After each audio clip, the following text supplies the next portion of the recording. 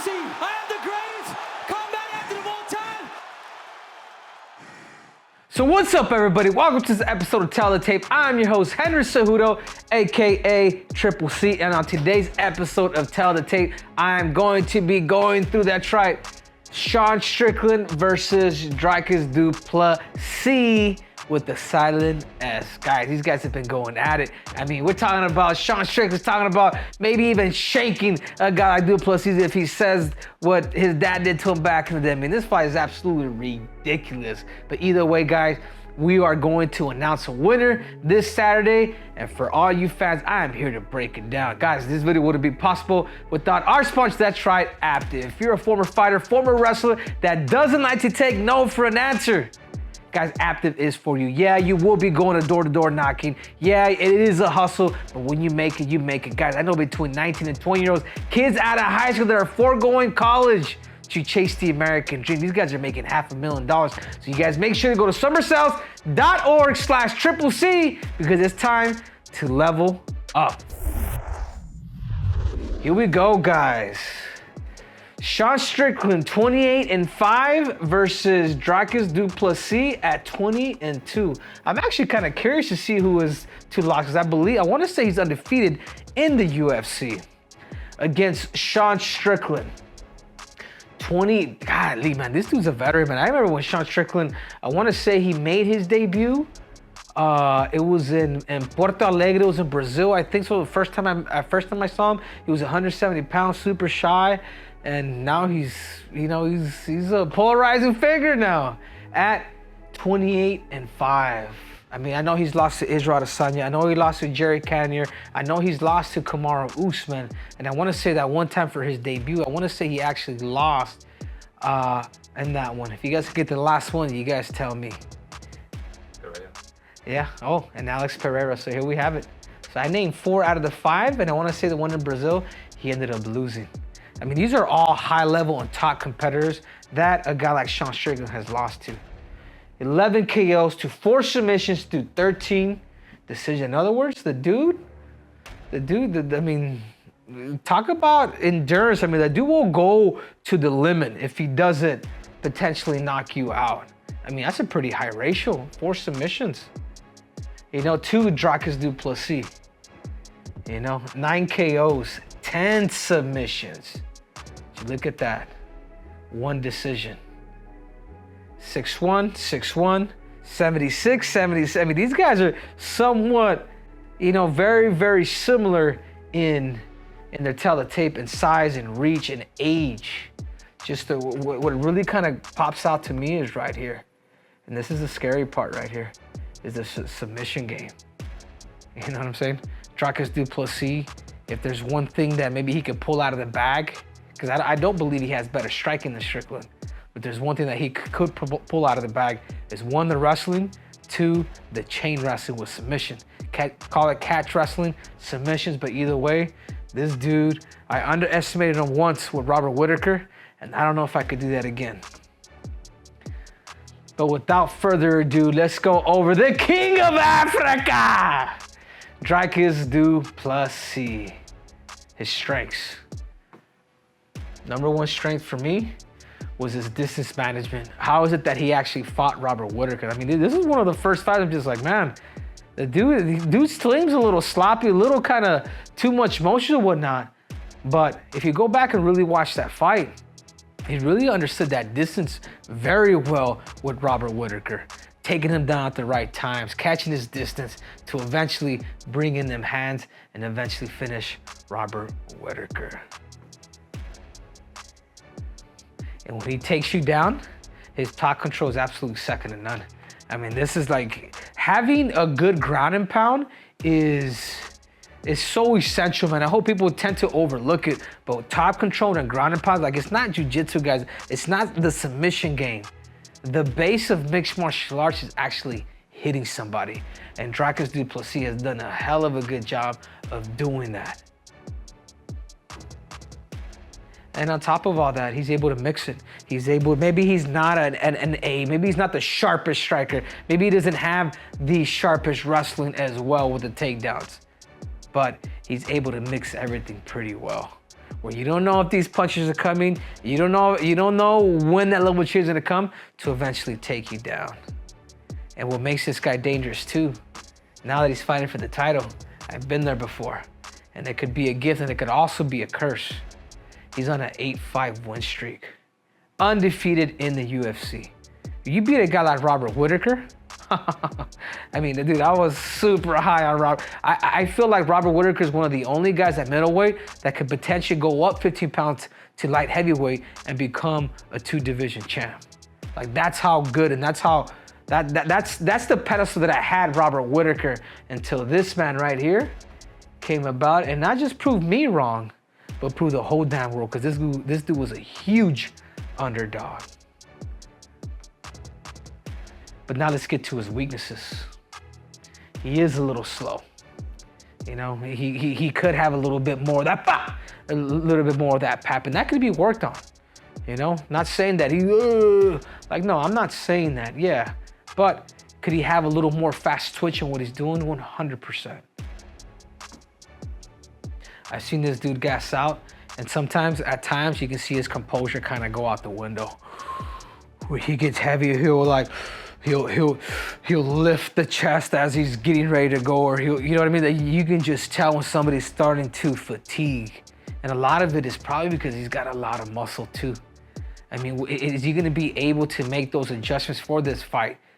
He made it against Robert Whittaker, and there's something different about it. But what if Robert Whittaker was off that day?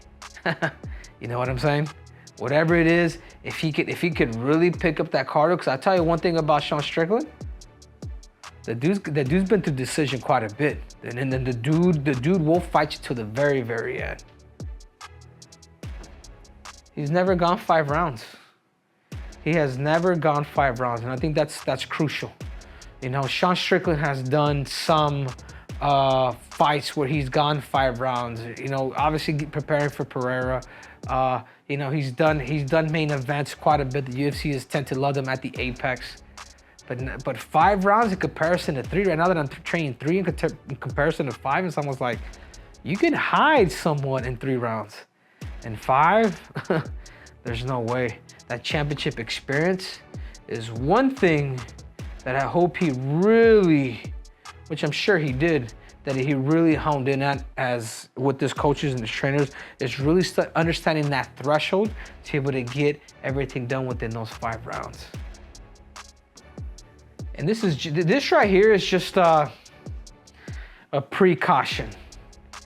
You know, fighting angry against Strickland. I mean, could Dricus Du Plessis fight angry against him? And that's something that emotions, what you think is how you feel, and how you feel is the action that's gonna come about you. If he, which I don't think so, but if he goes in there with Sean Strickland fighting emotionally as well, to prove a point, or to do that, or to do something, or to say that Sean Strickland ain't as good as he thinks he is, then he might be in for a rude awakening. Because if you don't take Sean Strickland down, and if you don't control him, but I will say this, his top control is good. If you do not control him, you might be in trouble. So I would definitely hold that composure. And without further ado, the one and only Sean Strickland. Look at that, Sean Strickland, you got some trimming to do here, man. You know, looks like you got Don King in a headlock. Anyhow, Sean Strickland, his strengths. Obviously, it's his striking, but it's not just his striking, it's his dynamic of striking. I remember way back in the day, you know, we go to the boxing gym, you used to like spar, and particularly, you know, African Americans, dude, and they used to always do kind of like the Philly, the Philly roll. The Philly shell. They would do the Philly shell whatnot. It was kind of like different because it's almost like they're super lateral whatnot, and then a lot of times when you do hit, you end up just hitting arm. But that's also what tend to makes this dude unique. He stands upright. I mean, he uses a stance where he doesn't fatigue himself, and that's before I used to think it was a weakness, but for now, for Sean Strickland, his stance is actually a strength. He's not bent the whole damn time, because apparently that's just not him. He's been able to become champion, but will he do that again is my question. His durability.